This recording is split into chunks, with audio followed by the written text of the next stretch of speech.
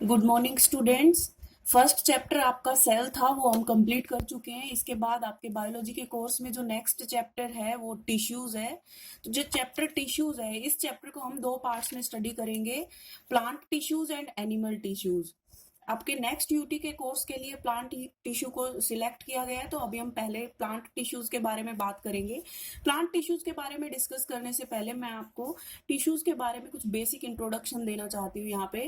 तो यहाँ पे देखिए, पहले सबसे पहले आपको ये समझना होगा टिश्यूज देखने को कहाँ मिलते हैं। तो पहले हमें मालूम है कि दो तरह के ऑर्गेनिजम्स होते हैं। एक ऐसे ऑर्गेनिज्म जो यूनिसेल्युलर ऑर्गेनिजम्स होते हैं यानी सिंगल सेल से बने होते हैं, और एक तरफ ऐसे ऑर्गेनिजम्स जो मल्टी सेल्युलर ऑर्गेनिजम्स हैं यानी which are made up of more than one sales.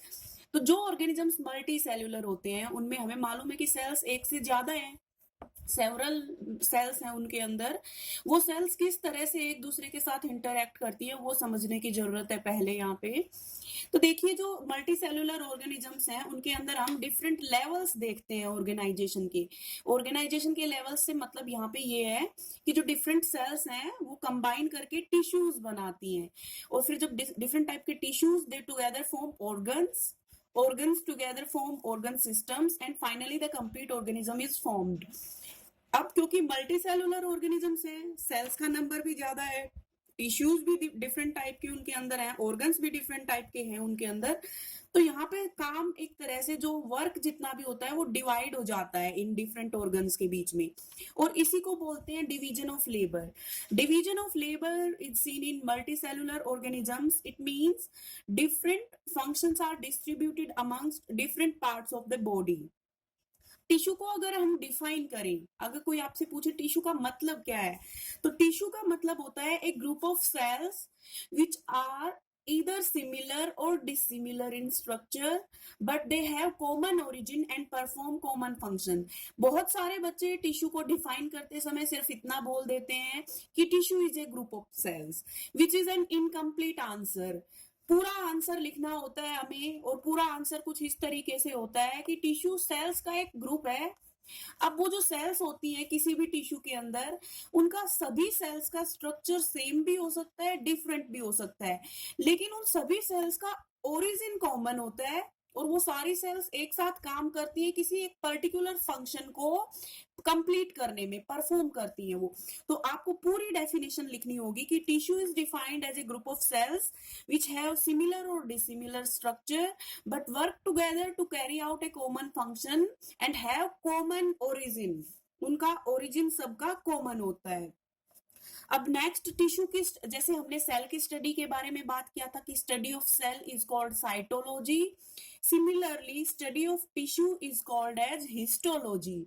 और हिस्टोलॉजी टर्म सबसे पहले दी थी मेयर नाम के साइंटिस्ट ने। इसके बाद टर्म टिश्यू किसने दी थी?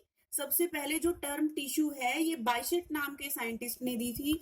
अब यहाँ पे एक प्रॉब्लम है, बहुत जगह आपको कंफ्यूजन हो सकता है इस चीज में कि who coined the term tissue.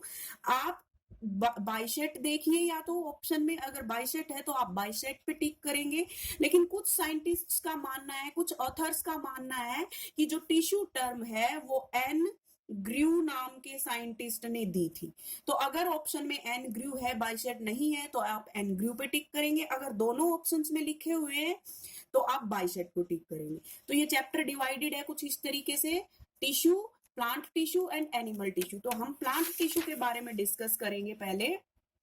Plant tissue के बारे में बात करने से पहले कुछ इंपॉर्टेंट टर्म्स हमें लर्न करनी होंगी यहाँ पे। तो यहाँ पे देखिए मैंने लिखा है टोटीपोटेंसी। टोटीपोटेंसी ये वो टर्म्स हैं जो आपके सामने इस चैप्टर में बार बार आएंगी, तो आपको पहले से ही इन टर्म्स की नॉलेज होनी चाहिए। टोटीपोटेंसी, टोटीपोटेंसी किसी भी सेल की ऐसी एबिलिटी होती है जिसकी वजह से वो सेल डिवाइड करके डिफरेंट टाइप की सेल्स फॉर्म कर सकती है और एक कंप्लीट ऑर्गेनिज्म भी फॉर्म कर सकती है। जैसे हम प्लांट्स के केस में देखते हैं, हम प्लांट के किसी भी पार्ट से छोटा सा पीस कट करके सॉइल में हम उसको गाड़ देते हैं, और हम देखते हैं थोड़े दिन बाद उससे कंप्लीट एक नया एक प्लांट, पौधा जो है वो फिर से स्टार्ट हो जाता है ग्रो करना। यानी कुछ सेल्स ऐसी, प्लांट्स के अंदर मोस्टली ऐसी सेल्स होती हैं जो डिवाइड करके डिफरेंट तरह की सेल्स बना सकती हैं और फिर फाइनली कंप्लीट ऑर्गेनिज्म भी बना सकती हैं। हमारे केस में ऐसी कौन सी सेल्स है ह्यूमंस में जो टोटिपोटेंसी शो करती हैं? तो जो जाइगोट होता है, जाइगोट मतलब the product of fusion of egg and sperm, egg और स्पर्म के फ्यूजन का जो प्रोडक्ट होता है जिसको हम जाइगोट बोलते हैं, वो जाइगोट हमें पता है उस जाइगोट से ही कंप्लीट ऑर्गेनिज्म फॉर्म होता है, तो zygote is the totipotent cell. दूसरी टर्म है डिफरेंशिएशन। डिफरेंशिएशन वो प्रॉपर्टी होती है, वो प्रोसेस होती है जिसमें कोई भी सेल अपनी डिवाइड करने की कैपेसिटी को लूज कर देती है और वो सेल अब स्पेशलाइज्ड हो जाती है कुछ फंक्शंस को परफॉर्म करने के लिए।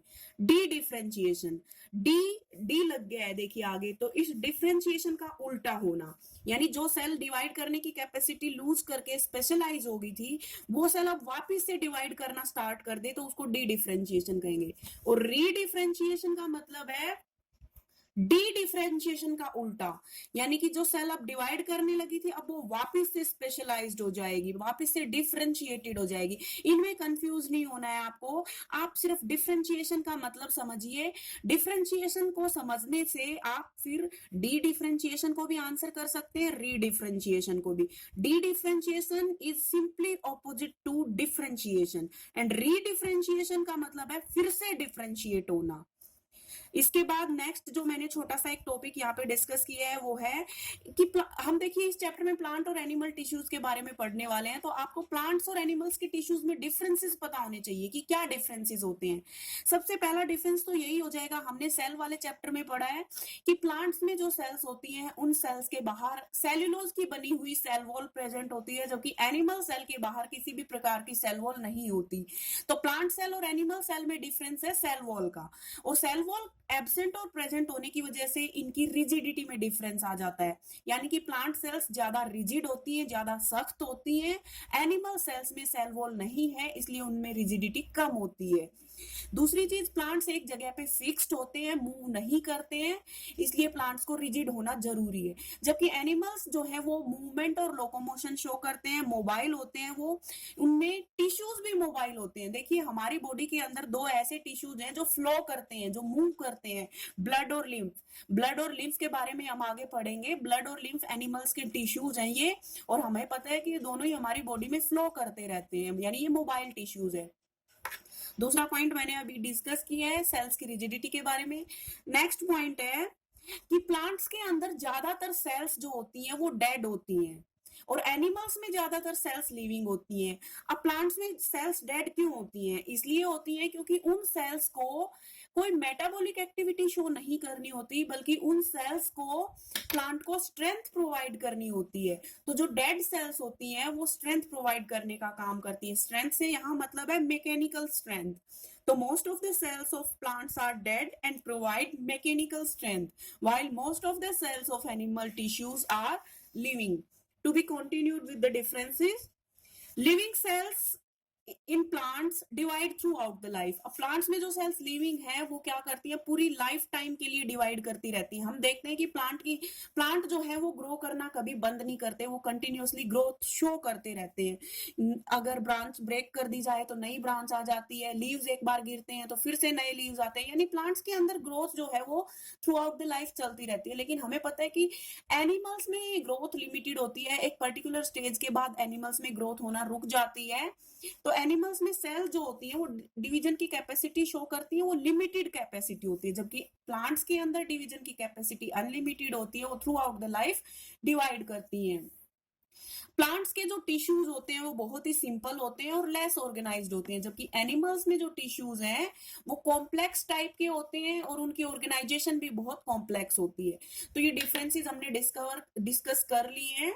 अभी नेक्स्ट लेक्चर में हम प्लांट टिश्यूज के बारे में बात करेंगे। ये मैं एक टेबल आपको यहाँ पे दे रही हूँ।